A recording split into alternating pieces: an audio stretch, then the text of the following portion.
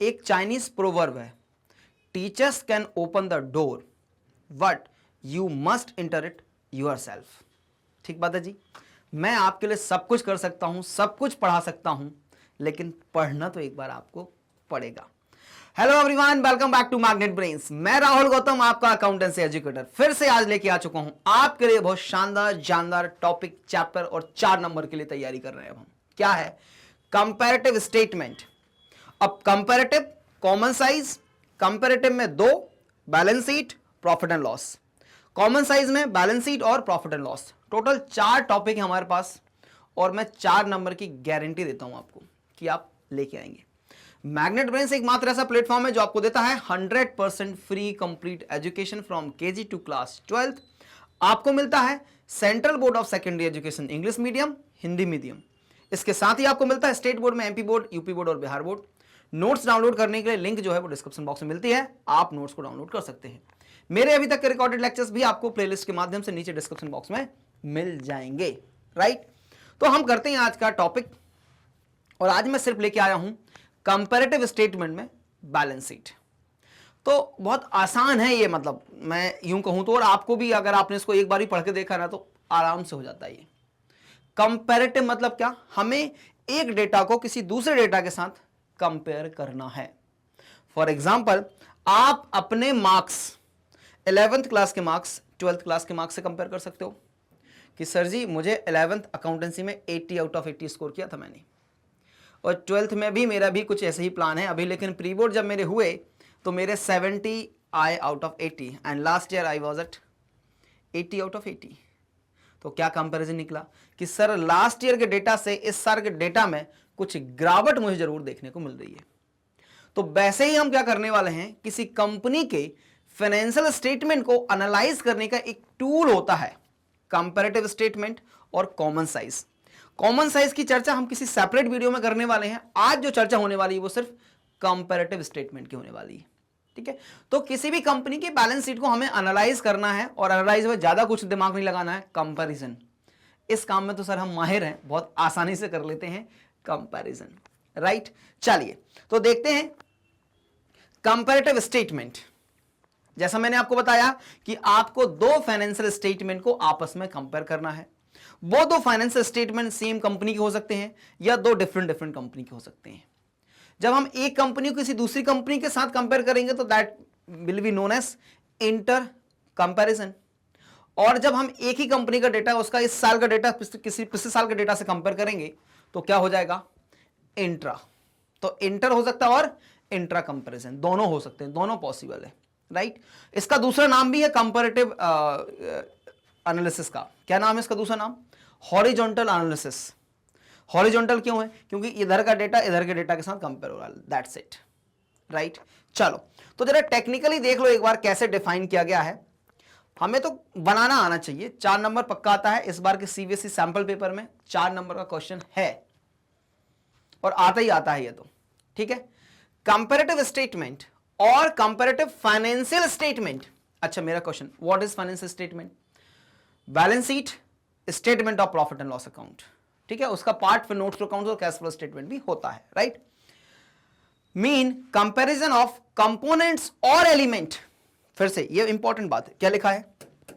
लिखा हुआ है सर, कंपोनेंट और एलिमेंट और items of balance sheet and statement of profit and loss for 2 or more years. As a first step, the value of each component or element or item of 2 item or more financial years is placed alongside each other. देखते जाओ कैसे। ये मैंने लिख दिया यहाँ पे 22 का डेटा और ये लिख दिया 23 का डेटा, अलॉन्ग साइड कर दिया। मान लेता हूँ यहाँ पे मेरा इक्विटी है, यहाँ नॉन करंट लायबिलिटीज है, करंट लायबिलिटीज है, नॉन करंट एसेट्स है, करंट एसेट्स है। मेजर हेडिंग्स ली हमने। अब ये डेटा को इसके साथ कंपेयर करना। राइट, चलो, alongside each other. Thereafter differences between the 2 amounts is determined. अब इन दोनों में डिफरेंस निकाल लेंगे, difference determined, and lastly the percentage change in the amount from the base year is determined. क्या बोल रहे हैं कि पहले दोनों में एब्सोल्यूट चेंज निकाल लेना कि डिफरेंस कितने का था, फिर उस डिफरेंस को परसेंटेज में भी बताना आप हमें, तब तो वो डेटा यूजफुल होगा ना एनालिसिस करने के लिए। तभी तो कुछ कंपैरिजन कर पाएंगे ना कि सेल्स आर इंक्रीजिंग और decreasing, current assets are increasing और डिक्रीजिंग, लायबिलिटीज आर इंक्रीजिंग और डिक्रीजिंग। ये मुझे ट्रेंड एक्चुअली चेक करना है, राइट? तो मेरे पास सिंपल टूल है, दैट इज कंपैरेटिव स्टेटमेंट। ठीक है, चलिए, the statement so prepared is known as comparative statement. इस स्टेटमेंट को हम क्या बोलते हैं? कंपैरेटिव स्टेटमेंट कहते हैं, राइट? एकदम क्रिस्टल क्लियर होना चाहिए बात, आसान बात है, ज्यादा टाइम नहीं लेंगे इस पे। नेक्स्ट चलेंगे टाइप्स, इंट्रा फर्म और इंटर फर्म। इंट्रा फर्म का मतलब क्या है? सेम कंपनी है सर, इंट्रा फर्म में सेम कंपनी है और यहां पे ईयर वाइज कंपैरिजन हो सकता है। ठीक, अब यहां पे क्या होता है? सेम ईयर होता है लेकिन कंपनी दो हो सकती हैं, राइट? मान लीजिए 2023 के लिए डेटा कंपेयर कर रहे हैं हम, दो कंपनीज को कंपेयर करते हैं, इधर हमने रिलायंस के फिगर्स ले लिए और इधर हमने टाटा ग्रुप के फिगर्स ले लिए। चलो सर अब करो कंपैरिजन। ठीक बात है जी, कर लेंगे कंपैरिजन। तो ये हो गया इंटर फर्म और ये हो गया इंट्रा फर्म। कैसे भी पॉसिबल है, आप दोनों कंपैरिजन कर सकते हैं बाय प्रिपेयरिंग कंपैरेटिव स्टेटमेंट। तो देखो जनरली संभावना होती है कि इंट्रा फर्म क्वेश्चन आएगा। अगर इंटर फर्म दिया जाए ना तो टेंशन नहीं लेने का, क्या कर देने का कि सर 22 की जगह रिलायंस लिख देना, 23 की जगह टाटा लिख देना, या जैसा क्वेश्चन में लिखा हो कि रिलायंस को टाटा के साथ कंपेयर करो तो टाटा फिगर फर्स्ट आएगा, रिलायंस फिगर बाद में आएगा। लिखा टाटा को रिलायंस के साथ कंपेयर करो तो टाटा का फिगर पहले आएगा, रिलायंस का फिगर बाद में आएगा, राइट? और ईयर में तो हमें एडवांटेज मालूम होता है कि प्रीवियस ईयर पहले लिखते हैं और फिर करंट ईयर लिखते हैं, राइट? चलिए, हॉरिजॉन्टल एनालिसिस भी बोलते हैं, इसका दूसरा नाम है, याद रखिएगा। इंट्रा फर्म इंटर फर्म के और हमने ऑलरेडी पढ़ लिया है। अब the most important part is format. अब देखो फॉर्मेट पे मैं ज्यादा एम्फेसिस नहीं करने वाला। क्यों नहीं करने वाले सर जी? क्योंकि आपने ना एनालिसिस ऑफ फाइनेंशियल स्टेटमेंट में चैप्टर नंबर 1 पढ़ा होगा, जहां पे क्या है, सिर्फ और सिर्फ आपको फॉर्मेट ऑफ बैलेंस शीट बताया गया है। आपको कंपनीज एक्ट 2013 के अकॉर्डिंग बैलेंस शीट का फॉर्मेट तो याद होना ही चाहिए, ये प्री रिक्विजिट है, नहीं है तो बहुत तकलीफ हो जाएगी। क्यों, कहां कहां काम आता है भाई? ये देखो बात समझो बहुत ध्यान से, चैप्टर नंबर 1, 2 में तो काम आएगा ही आएगा। 3 दैट इज अकाउंटिंग रेशियोज। अब अकाउंटिंग रेशियो में मालूम है आपको करंट रेशियो क्या होता है? Sir current assets upon current liabilities. Question में नहीं दी करंट एसेट्स, उसके सब आइटम्स दे दिए, कैसे करोगे ऐड? फॉर्मेट याद होगा तो 1 मिनट में कर दोगे, 1 सेकंड में कर दोगे sir. Trade receivable, inventory, cash and cash equivalents, current investment, marketable securities that is part of cash and cash equivalents, other current assets, plus कर दोगे, बन जाएगी करंट एसेट्स। फॉर्मूला रटने की जरूरत है क्या? नहीं, फॉर्मेट तो मालूम होना चाहिए। फिर वैसे ही अगर आप जाओगे कैश फ्लो स्टेटमेंट बनाने में, तब भी तकलीफ होती है आपको। कैश फ्लो स्टेटमेंट बनाना है सर जी, तो उसमें भी सर दिक्कत होती है। तो दिक्कत क्या होती है कि हमें फॉर्मेट प्रॉपर नहीं होता। फॉर्मेट प्रॉपर आना चाहिए, ये मैं अज्यूम करके चलता हूं। फिर भी एक फॉर्मेट तो मैंने आपको दिया है कि कैसे बनता है कंपैरेटिव स्टेटमेंट। तो आज हम कंपैरेटिव स्टेटमेंट बात कर रहे हैं सिर्फ और सिर्फ बैलेंस शीट की। नेक्स्ट वीडियो में, इसके बाद की वीडियो में बात करने वाले हैं प्रॉफिट एंड लॉस स्टेटमेंट की, राइट? चलो, तो फॉर्मेट में आपको देख के याद आ गया होगा सर ये इक्विटी एंड लायबिलिटी साइड है पूरा, और यहां तक तो मैक्सिमम आपको ये संभावना रहती है कि क्वेश्चन दिया रहेगा। बस कई बार यह है कि इस तरह से नहीं दिए हो, स्कैटर्ड फॉर्म में इंफॉर्मेशन दी हो सकती है क्वेश्चन में, राइट? तो आपको तो एडिशनल कॉलम जो बनाने हैं अदर देन दी स्टेटमेंट के फॉर्मेट में, वो एक कॉलम बनाना है absolute change that is increase और डिक्रीज, और दूसरा बनाना है percentage change that is increase और decrease in form of percentage. कैसे कैलकुलेट करेंगे एब्सोल्यूट चेंज, बात समझना। हमेशा याद रखो प्रीवियस ईयर को फर्स्ट लिखेंगे और करंट ईयर को बाद में लिखेंगे। सुविधा की दृष्टि से इस कॉलम को हमने ए बोल दिया और इस कॉलम को हमने बी बोल दिया। अब एब्सोल्यूट चेंज सी कॉलम बोल दिया इसको, बी माइनस ए। बी माइनस ए मतलब क्या हुआ? Current year minus previous year. क्या हुआ? Current year minus previous year हुआ। डन, इतना सा काम करना है तो आपका एब्सोल्यूट चेंज आ गया। अब पॉजिटिव आए तो सेम लिख देना, नेगेटिव वैल्यू आए तो ब्रैकेट के अंदर डालकर लिख देना, ठीक है? चलो, परसेंटेज चेंज कैसे निकालते हैं? अब आपका जो एब्सोल्यूट चेंज आया दैट इज सी को डिवाइड कर दो ए से, मतलब कि प्रीवियस ईयर से। Absolute change is divided by previous year और परसेंटेज फॉर्म में चाहिए तो सर मल्टीप्लाइड बाय 100। अगर इतना कर दोगे तो आपके दोनों कॉलम साइड बाय साइड बनते जाएंगे। और ये इधर वाले कॉलम सर ये तो मैं टेंशन ही नहीं ले रहा, अज्यूम कर रहा हूं कि आपको बैलेंस शीट का फॉर्मेट मालूम होगा। कैसे याद होगा सर, बोलो। Equity and liabilities, share holders fund, share holders fund में शेयर कैपिटल, शेयर कैपिटल के बाद रिजर्व्स एंड सरप्लस, बस इतना ही आइटम होता है। उसके बाद वाला आइटम होने की संभावनाएं कम होती हैं। अब जैसे शेयर कैपिटल में फर्दर इक्विटी और प्रेफरेंस कर सकते हो, लेकिन broader heading share capital reserve surplus भी रखोगे तो भी काम चलेगा। फिर क्या आता है, नॉन करंट लायबिलिटीज, दो ही आइटम आते हैं, LTB LTP, long term borrowings long term provisions. Non current liabilities खत्म। आ जाओ करंट लायबिलिटीज। करंट लायबिलिटीज में क्या आएगा, short term borrowings, trade payables, other current liabilities और short term provisions.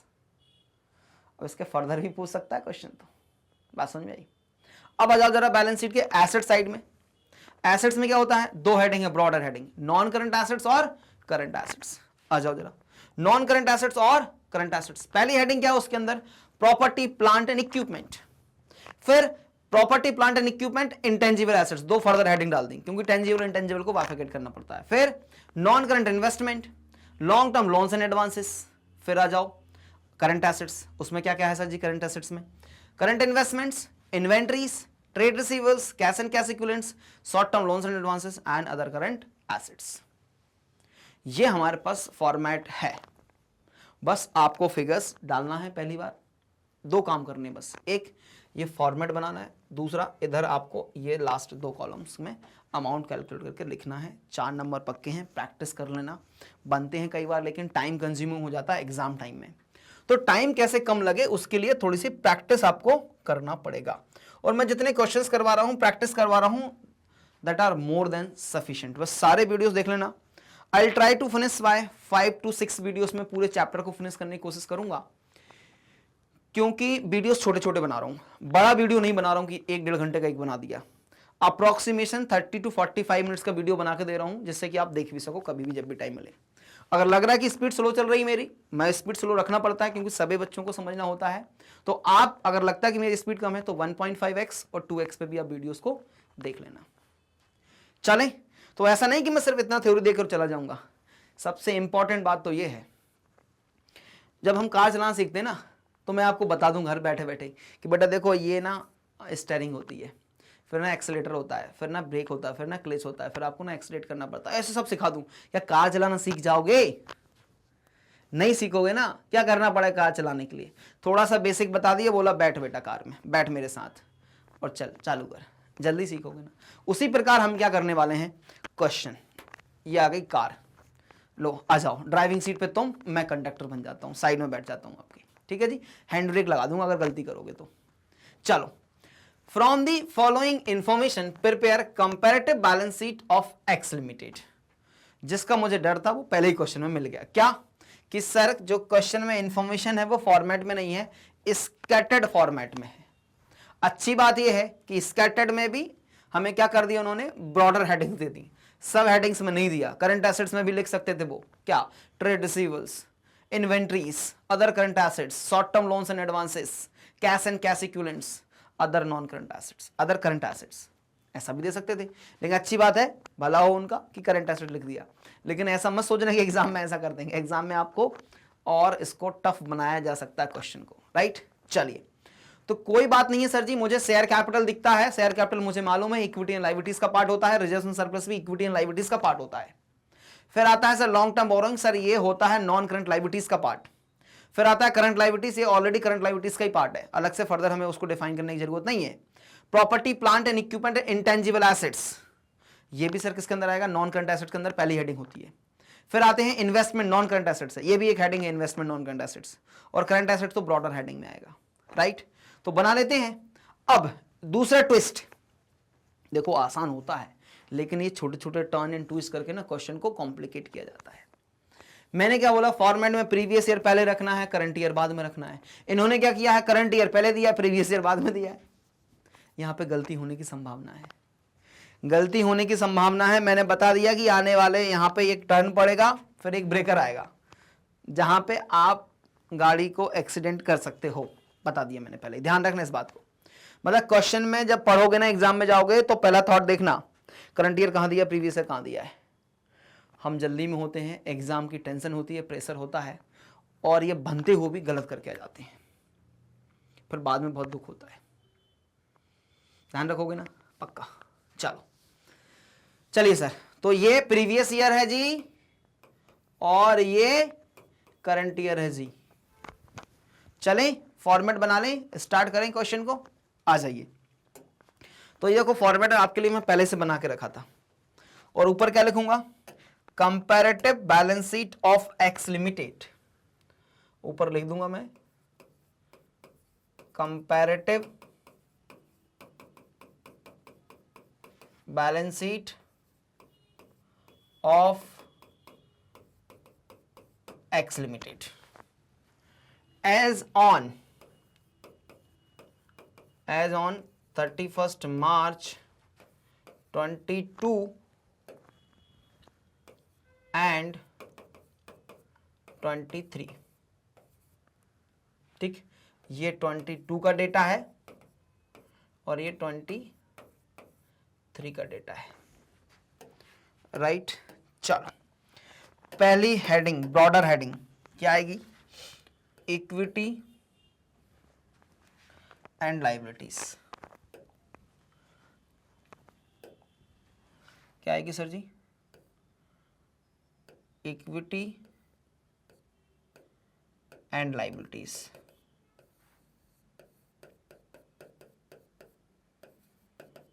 Equity and liabilities. अब सर हम भी जैसे क्वेश्चन दिया वैसे कर दें, गलत हो जाएगा बेटा। इक्विटी एंड लायबिलिटीज, इसके अंदर फर्दर हेडिंग क्या आती है सर जी, इसके अंदर फर्दर हेडिंग आती है सर शेयर होल्डर्स फंड।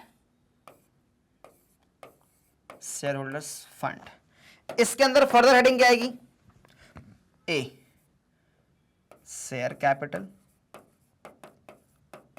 और बी आएगी रिजर्व्स एंड सरप्लस। ठीक, अब इक्विटी एंड लायबिलिटीज में सेकंड हेडिंग क्या है, नॉन करंट लायबिलिटीज, और उसकी सब हेडिंग क्या है, लॉन्ग टर्म बोरोइंग्स। ठीक, फिर इसके बाद एक लास्ट हेडिंग, उसकी फर्दर सब हेडिंग्स नहीं गिवन, तो हम कर देंगे सीधा उसको करंट लायबिलिटीज, और इसके बाद क्या आ जाएगा, इसके बाद आ जाएगा सर टोटल। ठीक, फिर सेकेंड हेडिंग की तरफ बढ़ते हैं, दैट इज एसेट्स। क्या होती है सर, एसेट्स होती है। अब एसेट्स में फर्दर हेडिंग क्या रखेंगे अपन, एसेट्स में फर्दर हेडिंग रखेंगे सर नॉन करंट एसेट्स। अब नॉन करंट एसेट्स में भी क्या होता है, a plant property equipment and intangible assets. ठीक है, इतने गिवन, जो गिवन है मैं वही ले रहा हूं फिगर, पूरा फिगर नहीं ले रहा हूं। फिर क्या है, non current investment, non current investment. फिर क्या है, करंट एसेट्स। जो क्वेश्चन में डेटा है सिर्फ वही ले रहा हूं मैं फॉर्मेट के अकॉर्डिंग। क्या है, करंट एसेट्स, एडिशनल मैंने लिया ही नहीं, बना दिया, जो आइटम्स थे उनका मैंने बना दिया। और लास्टली क्या करोगे आप, टोटल करोगे सर, ऑब्वियस है। चलो अब बस डेटा डालते जाओ, क्या करना है, डेटा डालते जाना है। 25 लाख रुपीस है प्रीवियस ईयर का शेयर कैपिटल, तो 25 लाख, और करंट ईयर भी 25 लाख है। शेयर कैपिटल में डाल दूंगा यहाँ पे 25 लाख और 25 लाख, और there is no change, is there any change, 25 there is no change, तो इधर भी देयर इज नो चेंज, आसान। Next, reserves and surplus, sir 10 lakh थे 6 लाख हो गए, तो रिजर्व्स एंड सरप्लस में कितना आएगा, 10 लाख। कितने कर दिए सर? 6 लाख कर दिए इन्होंने। हाँ जी, current year minus previous year, तो माइनस 4 लाख, 4 लाख से रिजर्व सरप्लस कम हो गए। Absolute change, percentage change 4 lakh upon 10 lakh into 100 तो 40% आएगा, लेकिन नेगेटिव है 4 तो आएगा ब्रैकेट के अंदर 40%। डन। नेक्स्ट आइटम है लॉन्ग टर्म बोरोइंग्स। 15 लाख से 16 लाख हो गई। 15 लाख कितनी हो गई? 16 लाख। कितना हो गया? 1 लाख का पॉजिटिव। ठीक, अब 1 lakh divided by 15 lakh into 100। ठीक है, तो 1 को 15 से डिवाइड करना है, ये तो बहुत कॉम्प्लिकेटेड होगा। जीरो कितनी कैंसिल हो रही? 1 2 3 4 5, 1 2 3 4 5, तो 1 अपॉन 15 इंटू 100, तो 100 अपॉन 15, 100 अपॉन 15 कितना हो जाएगा? 6, 10 बचा, फिर से 100 तो 6, मतलब कहानी चलेगी। ठीक है जी, आ गया हमारा आंसर।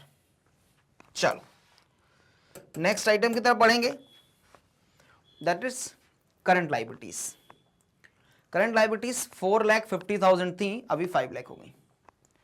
4,50,000 अभी 5 लाख, तो डिफरेंस कितना हो गया? 5 माइनस 450 इज 50,000, और 50,000 को डिवाइड करो 450, दैट इज 500 अपॉन 45, 500 अपॉन 45, तो सर 11 टाइम्स मतलब 111, 11.11। डन हो गया। अब क्या करना है सर? अभी बचे हुए हैं, क्वेश्चन कंप्लीट नहीं हुआ, ये राइट टिक करते जाओ। Property, plant and equipment and intangible assets 25 से 35। लेकिन रुक जाना, पहले टोटल कर लें जरा इधर। क्या इधर हम टोटल कर दें? बिल्कुल सर, टोटल कर दीजिए। टोटल का कॉलम बनाया आपने, ये लीजिए। Is that sufficient space? बिल्कुल सर। टोटल करेंगे कितना हो जाएगा सर? 25 प्लस 35 प्लस 15, तो हो गया 50 लाख, 54 लाख 55,000। रीचेक कर लो। 54 50,000। 25 plus 6 31 plus 16 47, 47 plus 5 52 lakhs. Recheck कर लो। 21 6 27, 27 और 20 47 और 5 52 52।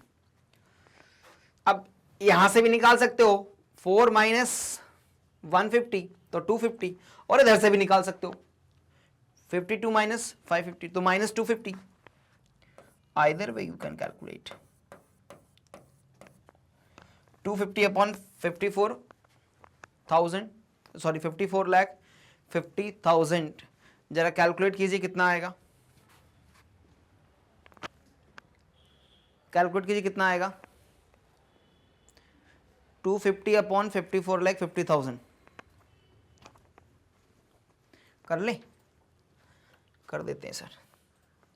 देखो इधर करता हूं मैं।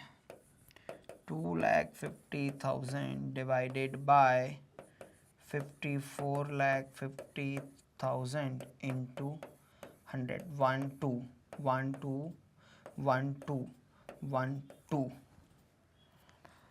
बहुत ऑड फिगर्स आ रहे हैं। सबसे पहले 5 से इसको और करो डिवाइड, तो सर ये 5 से चला गया 1 टाइम, और ये 9 टाइम्स। ठीक, 19 हो गया। 19 कैसे हो जाएगा? कुछ तो गड़बड़ है, रुको। 109 होगा ना, 109, और ये हो जाएगा सर जी 500, तो 500 अपॉन 109, तो 4 टाइम्स आएगा 4 डॉट लगेगा, कितना हो जाएगा 436। 436 तो कैरी कितना बचा, बचेगा 64 बचेगा ना, राइट। 36 माइनस किया तो 46, तो बचेगा 640109 से 5 टाइम जाएगा, 6 टाइम जाएगा नहीं, 4.5। फर्दर भी सॉल्व कर सकते हो, इतना भी छोड़ देते हैं। चलो एक और तरीका था इसका, क्या तरीका था बताओ जरा, कोई दूसरा तरीका था क्या इसका जी? बिल्कुल था सर, वो कर लेते उधर से, आ जाता क्या? नहीं आता। चलिए अभी तो हमारा आ गया ना 4.5। चलो अब आते हैं कहाँ पर, property plant and equipment and intangible assets कितनी है, 25 और 35। तो यहाँ लिखूंगा मैं 25 lakhs, यहाँ लिखूंगा 35 lakhs, डिफरेंस इज 10 lakhs, और 10 divided by 25, 10 divided by 25 into 100, that is 1000 divided by 25, that is 40%। कितना आ गया ये 40%। चलो ये लिख दिया मैंने 40%, राइट। चलिए जी नेक्स्ट आइटम आता है आपका इन्वेस्टमेंट। 15 लाख से 10 लाख 50,000 होगा, ये भी कम हो रहे हैं। 15 लाख के थे और अभी हो गए 4,50,000, सॉरी 1050 हुए हैं। डिफरेंस जो है वो 450 आएगा। 450 को डिवाइड करोगे आप 15 लाख से, 4,50,000 डिवाइडेड बाय 15 लाख इंटू 100, 0 0 0 0 1 2 3 1 2 3, 30%। ये भी हो जाता है सर, कितने से कम होगा 30% से कम होगा। माइनस डाल, ब्रैकेट के अंदर डाल देना, दोनों को ब्रैकेट के अंदर डालना, ये भी माइनस कम हुआ है, ये भी माइनस। चलो लास्ट करंट एसेट्स, 14,50,000 से 650, 14,50,000 से 6,50,000, तो टोटल कितने से कम हुआ, 8 लाख से कम हो गई। टोटल कितने से कम हो गया, 8 लाख से। अब क्या करोगे, 8 lakh divided by 14,50,000, 8 lakh divided by 14,50,000 करो। 8 लाख डिवाइडेड बाय 14,50,000 इंटू 100, 1 2 1 2 1 2 1 2। अब 145 और 8 है, तो पहले तो 5 से करो इसको काउंटर जरा, 2 और 9 और ये 16 और ये 00, 29 160 कितने टाइम्स जाएगा सर, 150 145 हो जाएगा 5 टाइम्स। 5 टाइम्स में चला गया, पहला आ गया मेरा, फिर सेकेंड डिजिट कितने टाइम्स गया था ये 145 है ना, 29 इंटू 5 करोगे तो 145, 15 कैरी हुआ 15, अब 1 0 बचती है, तो फिर से 5 टाइम्स चला जाएगा, फिर 5 बचेगा, मतलब कहानी चलेगी। तो मैं लिख देता हूँ इसको 55.55, और ये पॉजिटिव है ना, नहीं सर जी ये भी नेगेटिव है। अब क्या करना है आपको, अब आपको कर देना है इसको टोटल और लास्ट का भी वही। टोटल तो बराबर आना चाहिए सर, बैलेंस शीट टैली करना आता है, आपने सिखाया है। तो टोटल जो है वो आपके इक्विटी एंड लायबिलिटीज के टोटल के बराबर आना चाहिए, तो ठीक है सर, नहीं तो कुछ गड़बड़ है। कर लेते हैं, आ जाएगा 25 + 15 40 और 54,50,000 आना ही वो है जो ऊपर आया है। कर लो 35 650 हो गया 17, हाँ 52 हो गया। अब दोबारा कैलकुलेट करने मत बैठना, जब दोनों फिगर सेम है तो ये 250 और ये 4.5